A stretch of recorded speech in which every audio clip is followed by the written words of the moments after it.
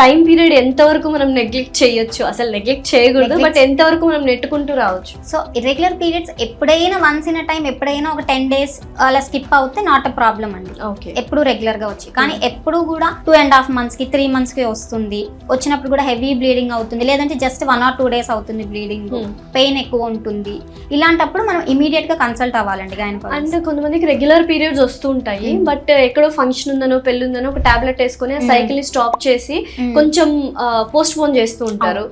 అలాంటి వాళ్ళకి మళ్ళీ ఇర్రెగ్యులర్ పీరియడ్స్ వచ్చే అవకాశాలు ఉన్నాయా? గైనిక్ ఇష్యూస్ ఏమైనా వస్తాయా ఏంటి?